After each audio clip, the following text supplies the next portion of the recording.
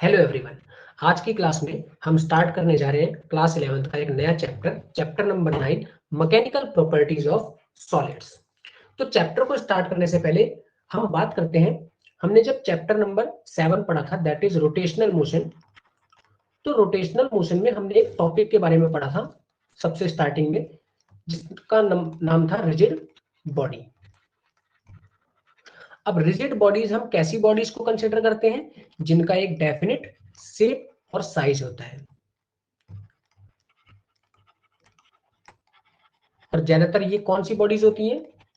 ये होती है हमारे पास सॉलिड्स। तो ज्यादातर हम सॉलिड्स को कैसे ऑब्जेक्ट्स कंसिडर करते हैं? Rigid bodies. दूसरी बात बोले तो रिजिड बॉडीज ऐसी बॉडीज हैं जिन पर हम अगर कुछ फोर्स अप्लाई करें तो वो फोर्स अप्लाई करने से ये ऑब्जेक्ट्स अपने शेप और साइज को चेंज नहीं करते। So they do not change their shape and size. अपने शेप और साइज को किसी भी तरीके से चेंज नहीं करते। ऐसे ऑब्जेक्ट्स को हम बोलते हैं रिजिड बॉडीज। ठीक है। लेकिन अगर प्रैक्टिकली वर्ल्ड में देखें हम, तो प्रैक्टिकल वर्ल्ड में रिजिड बॉडीज एग्जिस्ट नहीं करती। रिजिड बॉडीज, या फिर हम एक तरह से बोल सकते हैं परफेक्टली रिजिड बॉडीज एग्जिस्ट नहीं करती। ठीक है, बिल्कुल भी एग्जिस्ट ही नहीं करती हैं। क्यों? क्योंकि जब भी हम किसी भी ऑब्जेक्ट पर फोर्स लगाएंगे तो उसे हम क्या कर सकते हैं? उसे हम स्ट्रेच कर सकते हैं, या फिर उसको हम कंप्रेस कर सकते हैं, या फिर उसको हम मोड़ भी सकते हैं, या उसके अंदर किसी भी तरह का हम शेप में चेंज कर सकते हैं। इवन अगर आप एक स्टील का भारी सा रॉड भी ले लो तो उस पर भी एक सफिशिएंट अमाउंट ऑफ फोर्स लगा करके हम उसकी शेप को चेंज कर सकते हैं। हमें क्या चाहिए? बस कुछ सफिशिएंट अमाउंट ऑफ फोर्स। तो ये फोर्स लगाने के बाद हम एक भारी सी स्टील की रॉड की शेप में भी चेंज कर सकते हैं। ठीक है। इसका मतलब हमें ये पता चल गया कि सॉलिड बॉडीज, जितनी भी हमारे पास सॉलिड बॉडीज हैं, these solid bodies are not perfectly rigid. कोई भी सॉलिड बॉडी हमारे आसपास, वो सॉलिड बॉडीज परफेक्टली रिजिड नहीं होती। ठीक है। अब इन्हीं सॉलिड की कुछ प्रॉपर्टीज के बारे में हमें इस चैप्टर के अंदर पढ़ना है, जिसे हमने नाम दिया है मैकेनिकल प्रॉपर्टीज ऑफ सॉलिड्स। तो सबसे पहले हम बात कर लेते हैं सॉलिड्स की, कि सॉलिड्स क्या होते हैं। तो सॉलिड्स आपके ऐसे मटेरियल्स हैं जिनके पास क्या होता है? डेफिनेट शेप एंड साइज होता है। They have definite shape and size. इनका अपना डेफिनेट वॉल्यूम होता है।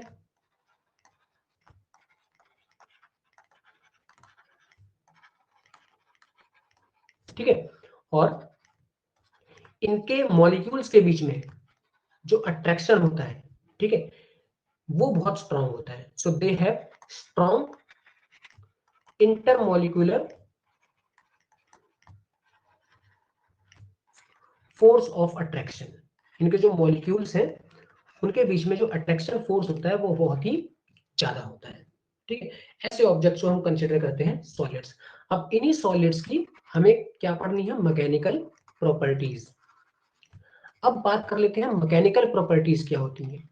तो मैकेनिकल प्रॉपर्टीज कुछ नहीं है, जस्ट वो फिजिकल प्रॉपर्टीज है जो कि किसी भी सॉलिड के द्वारा दिखाई जाती हैं। कब? जब उस पर हम कुछ अमाउंट ऑफ फोर्स लगाते हैं। तो मैकेनिकल प्रॉपर्टीज क्या है? Physical properties that are exhibited by solids whenever they are subjected to some force. They are subjected to some force.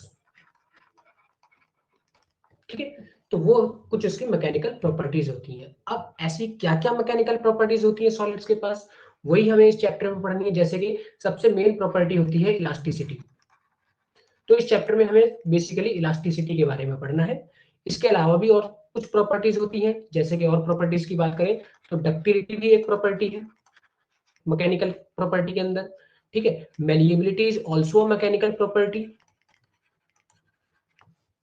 उस सॉलिड की स्टिफनेस ये भी मैकेनिकल प्रॉपर्टी के अंदर आता है।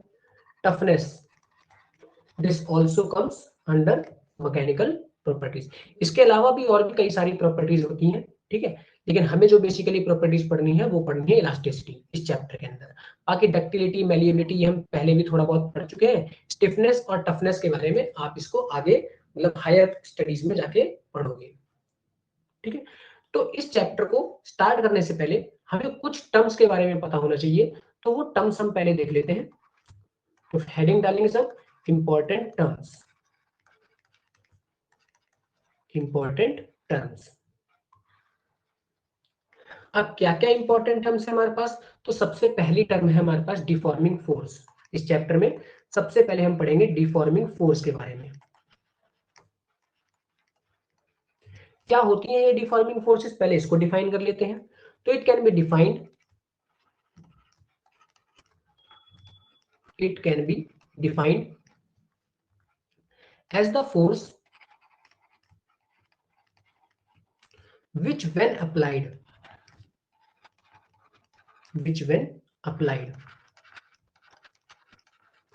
changes the configuration या फिर dimension of the object।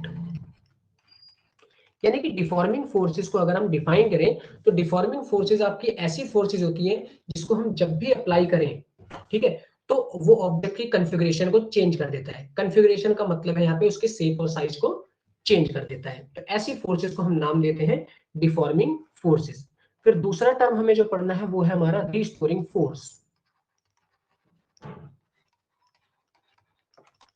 अब रिस्टोरिंग फोर्स क्या है, तो देखो, व्हेन अ डिफॉर्मिंग फोर्स, पहले इसको डिफाइन कर लेते हैं फिर इसको समझेंगे डिटेल में। When a deforming force is applied on a body,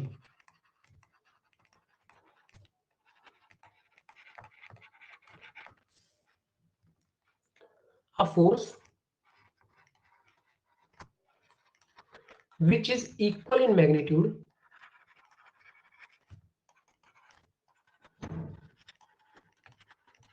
but opposite in direction।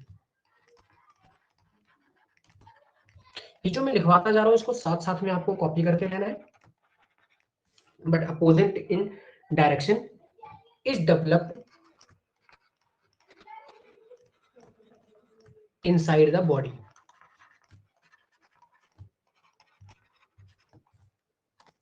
This force is known as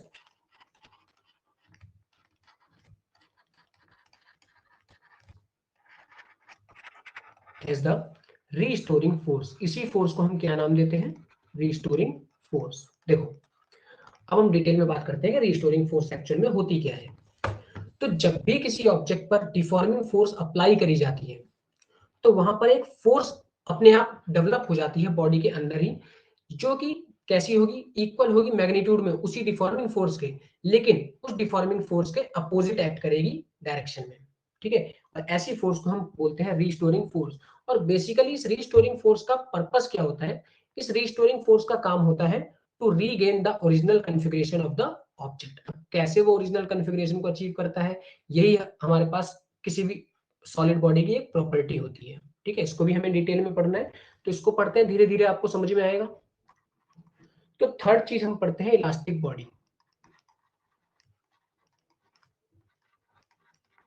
पहले इन टर्म्स को पढ़ लेते हैं, उसके बाद डिटेल में हम एक एक करके इसको दोबारा से समझेंगे ताकि और ज्यादा अच्छी क्लैरिटी मिले आपको। तो इलास्टिक बॉडीज क्या होती हैं, तो इलास्टिक बॉडीज आपकी ऐसी बॉडीज है, ठीक है, जो अपनी ओरिजिनल शेप और साइज में रिटर्न हो जाती हैं, या फिर हम बोल सकते हैं कि ऐसे ऑब्जेक्ट जो अपनी ओरिजिनल शेप या फिर ओरिजिनल कॉन्फ़िगरेशन को रीगेन कर लेते हैं, ऐसे बॉडीज को हम बोलते हैं इलास्टिक बॉडीज। तो अगर मुझे इसको डिफाइन करना हो तो मैं कैसे डिफाइन कर सकता हूं, a body that regains its original configuration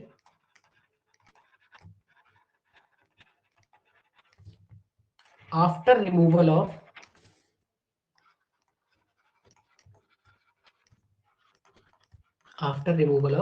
deforming forces.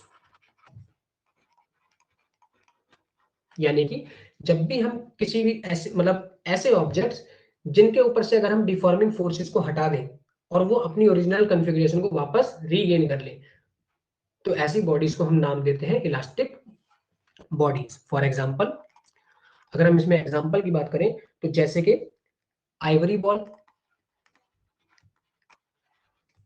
ठीक है, इसके अलावा आपके जितने भी मेटल्स हैं जैसे कि कॉपर, स्टील, ये सब आपकी इलास्टिक बॉडीज के अंदर आते हैं। अब फोर्थ टर्म है आपका इलास्टिसिटी। अब देखो बात करते हैं इलास्टिसिटी की। तो इलास्टिसिटी क्या है? इलास्टिसिटी इलास्टिक बॉडी के अंदर की प्रॉपर्टी होती है, ठीक है, एक तरीके क्या है, प्रॉपर्टी, जिसकी वजह से वो अपनी ओरिजिनल कॉन्फ़िगरेशन को वापस अचीव कर पाता है। तो इलास्टिसिटी को हम कैसे डिफाइन करेंगे? The property by virtue of which, virtue of which का मतलब जिसकी वजह से, by virtue of which N elastic body regains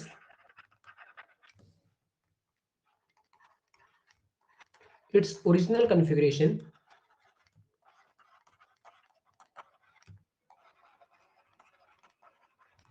is known as elasticity।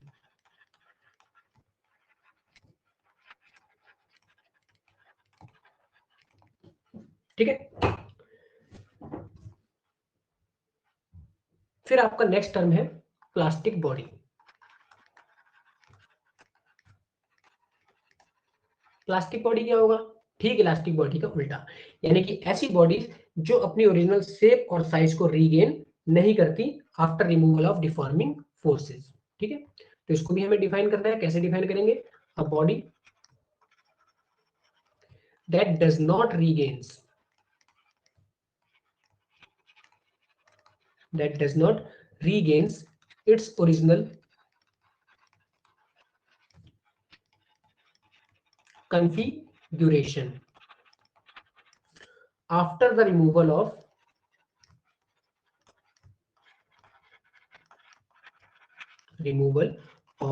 deforming forces। जैसे कि फॉर एग्जांपल हम एग्जांपल ले सकते हैं वैक्स का, मोम। अगर हम मोम में कोई भी उसकी कॉन्फ़िगरेशन में चेंज करते हैं, ठीक है, हम फिंगर्स का यूज करके उसकी कॉन्फ़िगरेशन में चेंज करते हैं, तो हम देखेंगे कि वो वापस अपनी ओरिजिनल कॉन्फ़िगरेशन को अचीव नहीं कर पाएगा जैसे ही हमने वो फोर्स को हटा दिया। ठीक है, तो ऐसी बॉडीज को हम बोलते हैं प्लास्टिक बॉडी। फिर आपका आता है प्लास्टिसिटी। तो प्लास्टिसिटी क्या है? प्लास्टिसिटी प्लास्टिक बॉडी के अंदर की एक प्रॉपर्टी होती है जिसकी वजह से वो अपनी ओरिजिनल कॉन्फ़िगरेशन को अचीव नहीं कर पाता। तो इसको हम क्या लिख सकते हैं? The property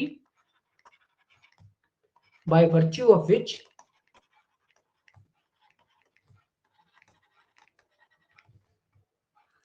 a plastic body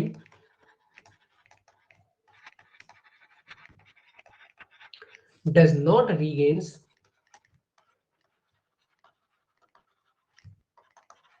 its original configuration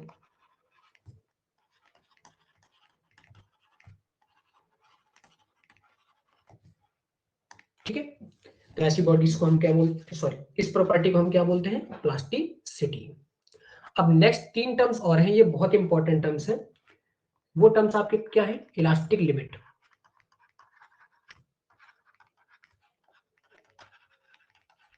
ये बहुत इंपॉर्टेंट टर्म है। अब देखो इलास्टिक लिमिट क्या है। इलास्टिक लिमिट को अगर हमें डिफाइन करना हो तो पहले इसकी डेफिनेशन लिख लेते हैं, उसके बाद इसको डिस्कस करते हैं। तो it is defined as the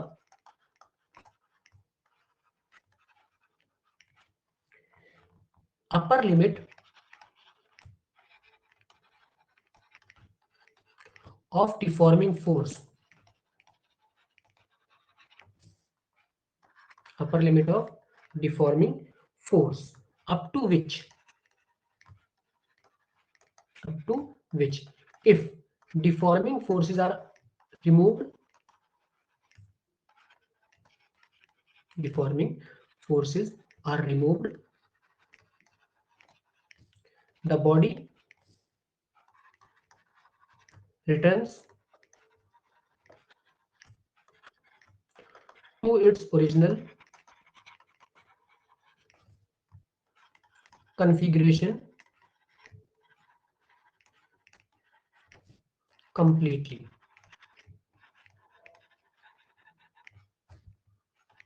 Beyond which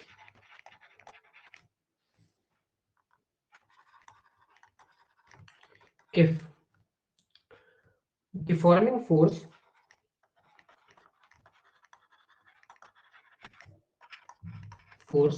is further increased,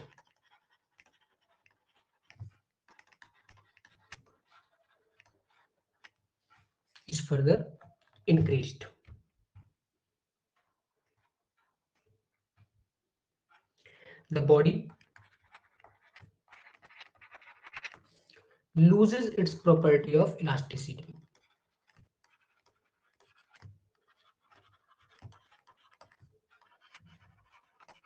Loses its property of elasticity and gets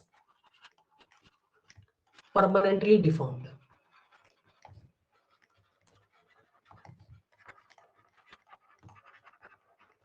ठीक है, अब हम समझते हैं ये इलास्टिक लिमिट है क्या। तो इलास्टिक लिमिट क्या है? इलास्टिक लिमिट को हम डिफाइन कर सकते हैं अपर लिमिट ऑफ डिफॉर्मिंग फोर्स, यानी कि डिफॉर्मिंग फोर्स की वो अपर लिमिट जिस तक अगर हम डिफॉर्मिंग फोर्स को रिमूव कर देते हैं तो बॉडी अपनी ओरिजिनल कॉन्फ़िगरेशन में वापस पूरी तरह से आ जाती है।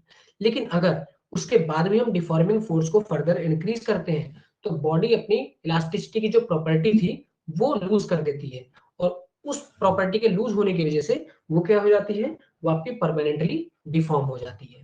ठीक है, तो इलास्टिक लिमिट को आप सिंपली ऐसे याद रख सकते हो कि डिफॉर्मिंग फोर्स की वो अपर लिमिट जिस तक बॉडी क्या रहती है, इलास्टिक, जिस तक बॉडी के अंदर इलास्टिसिटी की प्रॉपर्टी रहती है, उसको हम बोलते हैं इलास्टिक लिमिट। फिर नेक्स्ट आपका टर्म है elastic after effect.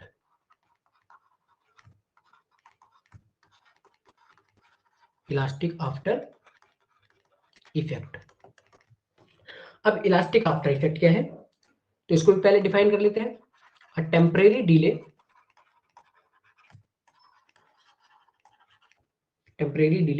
in regaining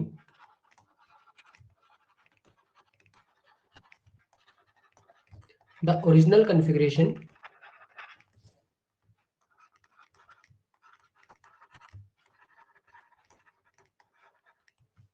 by an elastic body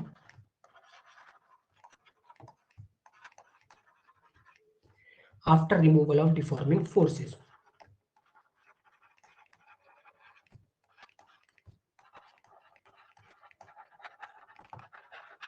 deforming forces. तो इलास्टिक आफ्टर इफेक्ट क्या है? इलास्टिक आफ्टर इफेक्ट को हम सिंपली ऐसे समझ सकते हैं, ये एक तरह का टेम्परेरी डिले है जिसकी वजह से किसी इलास्टिक बॉडी को अपनी ओरिजिनल कॉन्फ़िगरेशन में वापस आने के लिए थोड़ा सा टाइम लगता है या थोड़ा सा उसको डिले हो जाता है। ठीक है, ऐसे कई सारे मटेरियल्स आपने देखे होंगे।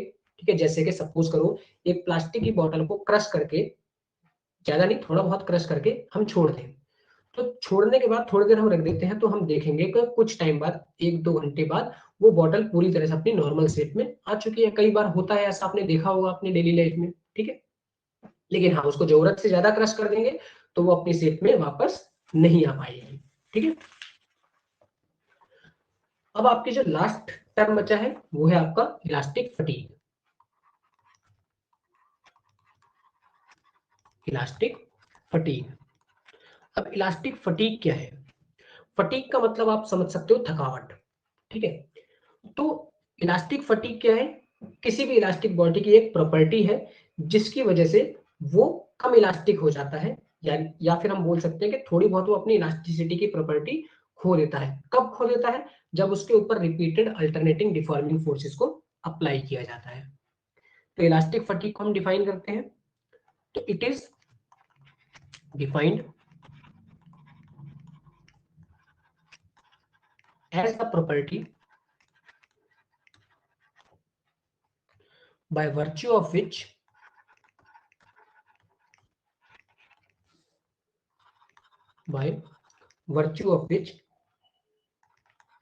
its behavior becomes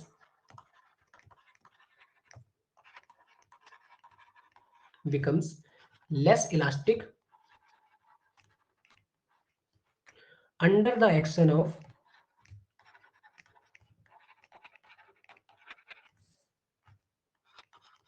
repeated alternating deforming forces।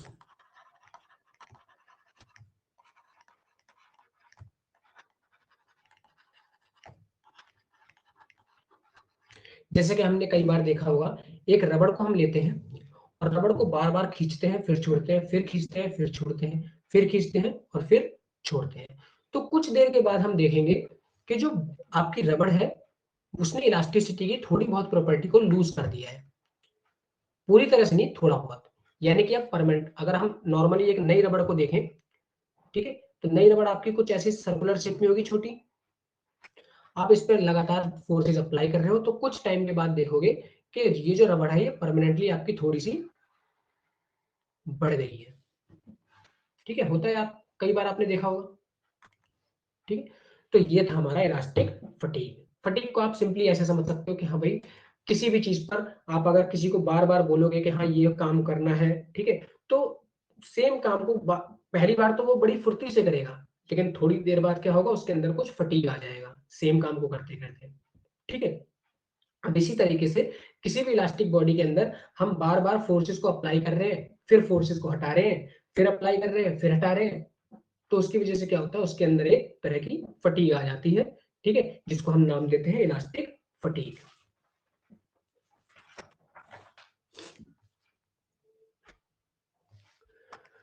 तो ये सारी टर्म्स आपको समझ में आ गई होंगी।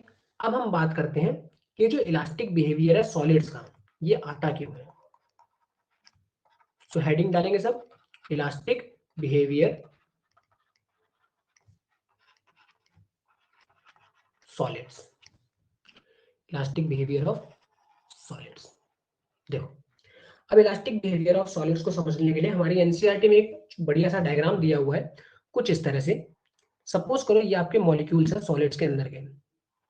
अब सॉलिड्स के अंदर जो भी मॉलिक्यूल्स होते हैं वो एक फिक्स डिस्टेंस पे आपस में सेपरेटेड होते हैं।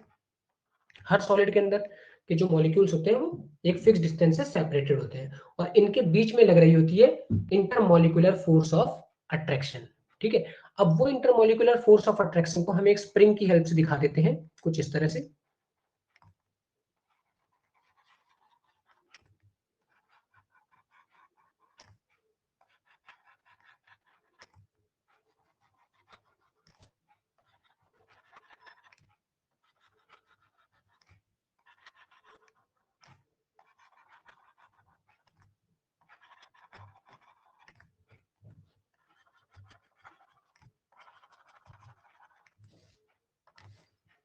ठीक है, तो यहाँ पे हमारे पास ये मॉलिक्यूल्स है।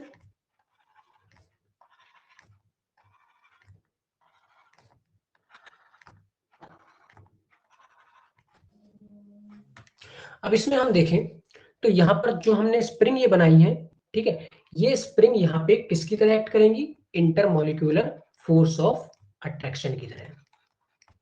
Intermolecular force of forces. ठीक है, और ये इंटरमॉलिक्यूलर फोर्सेस ही हैं जो यहाँ पे क्या प्रोवाइड करने वाली है, जो यहाँ पे प्रोवाइड करेंगी वो रिस्टोरिंग फोर्स, जो कि हेल्प करेगा ऑब्जेक्ट को वापस अपनी ओरिजिनल कॉन्फ़िगरेशन में अचीव करने के लिए। जैसे कि सपोज करें, अगर हम इस मॉलिक्यूल को यहाँ से खींचें ऊपर की तरफ, तो ऊपर की तरफ खींचेंगे तो स्प्रिंग इसको क्या करेगा, वापस नीचे की तरफ लाएगा। वापस नीचे की तरफ क्यों लाया, क्योंकि इस स्प्रिंग के अंदर कौन सी फोर्स आ चुकी है, रिस्टोरिंग फोर्स। और ये रिस्टोरिंग फोर्स क्या करेगी, इसकी शेप को वापस रीगेन करने की कोशिश करेगी, तो इस मॉलिक्यूल को ये वापस अपनी जगह पे लेकर के आएगी। ठीक है, और यही रिस्टोरिंग फोर्स का काम यहाँ पे सॉलिड्स के अंदर कौन करता है, इंटरमॉलिक्यूलर फोर्सेस ऑफ अट्रैक्शन। ठीक है, इसी तरीके से अगर हम ये समझें कि यहाँ पे इन मॉलिक्यूल्स को अगर मैं अंदर की तरफ प्रेस करूं, यानी कि नीचे की तरफ लेके जाऊं, तो भी क्या होगा, इसके अंदर एक रिस्टोरिंग फोर्स डेवलप होगी और ये वापस उसको कहां भेजेगा, इसी पोजीशन पे भेज देगा। यानी कि जो भी आपके मॉलिक्यूल्स हैं सॉलिड्स के अंदर वो एक फिक्स पोजीशन पे रहना चाहते हैं। ठीक है, क्यों रहना चाहते हैं इसको हम एक छोटे ग्राफ से समझेंगे। वो ग्राफ आपने केमिस्ट्री के अंदर पढ़ा होगा। वो ग्राफ है आपका potential energy versus intermolecular distance के बीच में। ठीक है, कुछ इस तरह का ग्राफ, यहाँ पे आपके पास पोटेंशियल एनर्जी और यहाँ पे हमारे पास इंटरमोलिकुलर डिस्टेंस जिसको हम डिनोट करते हैं R से। तो जो ग्राफ है वो ग्राफ आपका कुछ इस तरह से है।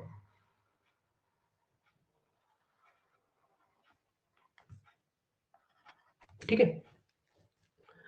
अब अगर हम किसी भी ऑब्जेक्ट की बात करें तो हर ऑब्जेक्ट एक इक्विलिब्रियम स्टेट में रहना चाहता है, और वो इक्विलिब्रियम स्टेट उसको मिलती है जब उसकी पोटेंशियल एनर्जी कैसी हो, मिनिमम हो।